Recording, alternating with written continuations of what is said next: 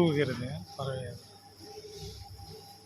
இல்லை நான் உங்கள் அதை எப்போதும் போல நம்ம பதிவு அனுப்பிச்சி விட்றேன், நீங்கள் எடிட் பண்ணுங்கள்.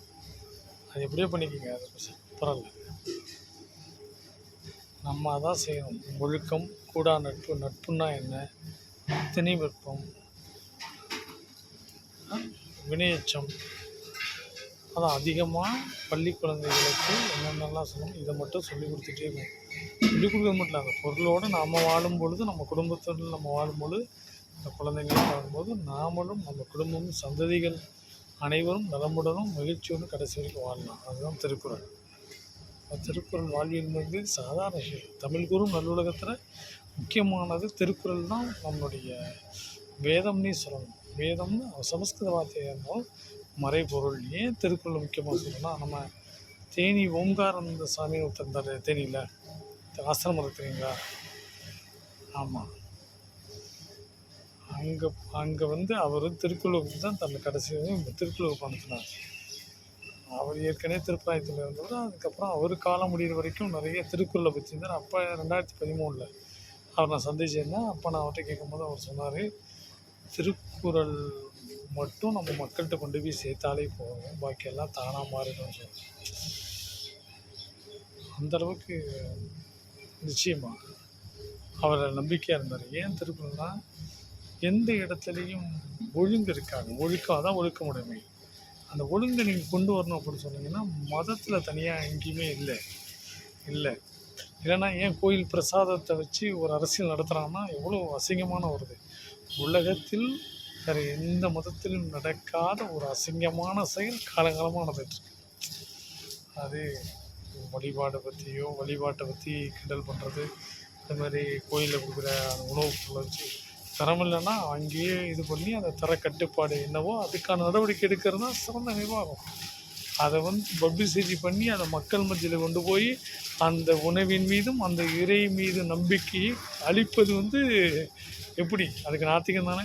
இவெல்லாம் எதுக்கு கோயிலுக்கு போகணும் சொல்கிற போகிறீங்களா இல்லையா? அவன் எவனாக இருக்கட்டும், அதை பற்றி நமக்கு தேவையில்லை. நாத்திகங்கிறவன் யார்? கடவுள் இல்லைன்னு சொல்கிறதில்ல, அந்த நம்பிக்கை கிடைக்கிறது. உங்களுக்கு ஒன்று தெரியுமா? தந்தை பெரியார் ஏன் நம்ம அவர் அடிக்கடி சொல்கிறோம், அவர் கோயில் போலியவர். எந்த கோயில் சிலையும் போய் உடைங்கன்னு ஒரு வாயில சொன்னதே இல்லை. கோயில் சொத்து கொள்ளையடிங்கன்னு அவர் சொன்னதே இல்லை. இதெல்லாம் தெரியும். இன்னும் வரலாற்றை நீங்கள் திருப்பி பார்த்தீங்கன்னா, இன்றும் அக்ரஹாரம் பாதுகாப்பாக இருக்கிறது என்று சொன்னால் அதுக்கு காரணம் அவர் தான். தெரியுமா? வரலாற்றை படியுங்க. நிச்சயம் மகாத்மா காந்தியை சுட்டு கொண்டோன்னே முதல்ல ஒரு பரப்புரை பண்ணாங்க. மகாத்மா காந்தியை சுட்டு கொன்றவர் ஒரு பார்ப்பனர், பிராமணர், ரெண்டுக்கு வித்தியாசம் அப்படின்னு சொன்னோடனே உடனே எல்லாரும் அக்ரஹாரத்தை நோக்கி ஓட ஆரம்பிச்சாங்க. அப்போ என்ன சொல்கிறாரு பெரியார் மட்டும்தான், என்ன சொல்கிறாரு, அக்ரஹாரம் பாதுகாக்கப்பட வேண்டும். யாரோ ஒருவன் செய்த தவறுக்காக ஒட்டுமொத்த எல்லாரையும் அழிச்சிடக்கூடாது. அவங்க மேலே நமக்கு என்றைக்கு வெறுப்பு இருந்தது கிடையாது. அவங்க செய்கிற செயல்கள் மேலே நமக்கு வெறுப்பு உண்டுன்னு சொல்லி கருப்பு சட்டை போட்ட தொண்டர்களை போய் பாதுகாப்புக்கு இருக்க சொன்னவர் தான் தந்தை பெரியார். இருக்குது வரலாறு. அடுத்த சில வினாடிகளில் இன்னொரு செய்தி பரவுது. என்னன்னா, மகாத்மா காந்தியை சுட்டு கொன்றது ஒரு இஸ்லாமியர் சொல்லி அதை பரப்புனது யாருன்னா இந்த பயிலுவோம்.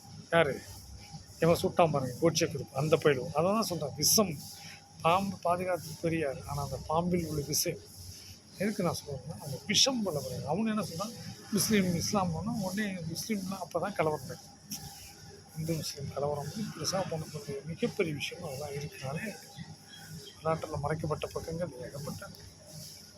நமக்கு எது எப்படியோ ஒழுக்கம் மட்டும்தான் அடிப்படை.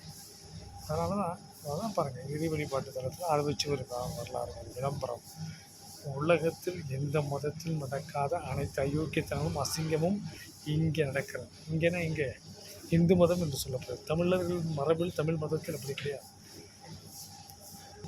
தமிழோட மதம் என்பது இப்போது உள்ளதல்ல, இப்போது நீங்கள் பார்ப்பது மட்டும். ஒழுக்கத்தை அடிப்படையாக கொண்டு வந்து ஒழுக்கத்தின் அடிப்படையிலே குடிப்பெருமையை பேசிய மதம் தமிழ் தான். அதனால் தமிழ் எல்லாத்தையும் உள்வாங்கி தன்னை எடுத்துக்கொள்ளும். நீதிகளும் எடுத்துக்கும். நீதி போதனை, நீதி நூல்கள் அனைத்தையும் தமிழ் எடுத்துக்கும். தமிழம் என்று சொல்லலாம், தவறில்லை.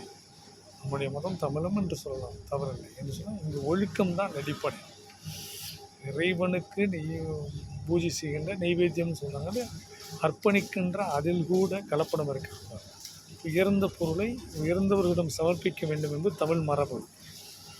நல்லா பாருங்க. ஆனால் அப்படி இருக்கும்போதும் ஒரு கோயிலில் நாங்கள் கொடுக்கக்கூடிய ஒரு பொருளில் ஒரு கலப்படம்னு சொல்லி அதை வச்சு ஒரு நாடுபுற ஒரு அரசியல் எவ்வளவு கிண்டல் கேலிகள், இது மாதிரியான ஒரு அருவருப்பான அசிங்கமான ஒரு தன்மை உலகத்தில் எங்கேயாவது நடக்கும். இது இவங்க நீங்கள் ஒரு சாமியாக இருக்க நான் பார்த்துருக்கேன். அவனுக்கு சாய்பாபாவை பிடிக்கும், நடந்த உண்மையை சொல்கிறேன், சாய்பாபாவை பிடிக்கும், அது மாதிரி சிவன் பகவத் இருக்கு. ஆனால் அந்த ஆள் என்ன பண்ணுறாங்க, அந்த கோயில் அந்த ஊரில் ஒரே நாளில் ஒரு 3 கோயில் கும்பாபிஷேகம். அப்போ பெருமாளை பிடிக்காத அதுக்காக பெருமாள் கோயில் பட்டாச்சாருக்கு அடியை கொடுத்தாங்க. ஏன்னா அவர் இருந்தால் நிறைய செஞ்சோம். அதுதான் சொல்லுவாங்க, இந்த மதத்தில் மட்டும்தான் சொந்த சகோதரனையும் கொலை செய்யலாம், சொந்த சகோதரனுடைய சொத்துக்களை அபகரிக்கலாம். அதுதான் மகாபாரதம். பார்த்தீங்கன்னா நல்லது இருக்குது, கெட்டது இருக்குது. ஆனால் கெட்டது தானே அதிகமாக இருக்குது. வாலியில் படிக்கும்போது கிருஷ்ணன் வந்து காப்பாற்றுறான், எப்போ காப்பாற்றுறாரு? அதனால் சில விஷயங்கள்லாம் மதத்தில் ஒழுக்கமும் அடிப்படையான கட்டமைப்பும் ஒழுக்கம்தான். அதுவே இல்லைன்னா அந்த மதத்தை வச்சு நீங்கள் என்ன பண்ணுவீங்க? சும்மா சம்பாதிக்கலாம், எதை வேணாலும் எதை வேணாலும் பண்ணலாம் அப்படிங்கிற மாதிரி கதை தான். யோசனை பண்ணிப்பாங்க. எத்தனாயிரம் வருடங்காலமான புராதனமான உள்ள ஒரு கோவில், அந்த கோவிலில் கொடுக்கின்ற ஒரு பிரசாத பொருள், உணவுன்னு சொல்கிறோம், பிரசாதம் சொல்கிறோம், அதை நைவேத்தியம் பண்ணுறோம். நம்ம என்னென்ன சாராயத்தை வச்சு படைக்கிறாங்க சாமிக்கு, சாராயத்தை சுருட்டை என்னென்னமோ கரைச்சி படைக்கிறாங்க, அதை பிரசாதமாக சாப்பிட்றாங்க. ஆனால் அதுக்கு வந்து அது அது அது உண்மையா இல்லையா, அந்த உண்மை தன்மையை வந்து எவனோ ஒரு நிறுவனம் சொன்னதுக்காக சொல்லுங்கள். இன்றைக்கு இந்தியாவிலே உச்சநீதிமன்றத்துடைய நிலைமை தீர்ப்புகளை எல்லாம் நீங்கள் பார்க்கலாம். என்ன கதியில் இருக்கிறோம் நம்ம, அதுக்காக நம்ம புரிஞ்சுக்கணும். அதனால் ஒழுக்கம் தரலாம், ஒழுக்கம் உயிரமும். நம்மளுடைய வேதம், நம்மளுடைய மறைப்பொருள், நம்மளுடைய வாழ்வியல் நூல், வேதம் என்று கூட சொல்லக்கூடாது, வாழ்வியல் நூல் திருக்குறள் தான். நம் திருக்குறளை மறந்துவிடக்கூடாது. திருக்குறளை அன்றாடமும் அனுதினமும் படித்து நம்முடைய வாழ்க்கையில் நாமும் கடைபிடித்து நம்முடைய குழந்தைகளையும் கடைபிடிக்க சொல்லி நாமும் ஆனந்தமாக வாழ்வோம். தமிழ் கூறும் நல்லுலகத்தை மீட்டெடுப்போம். நன்றி.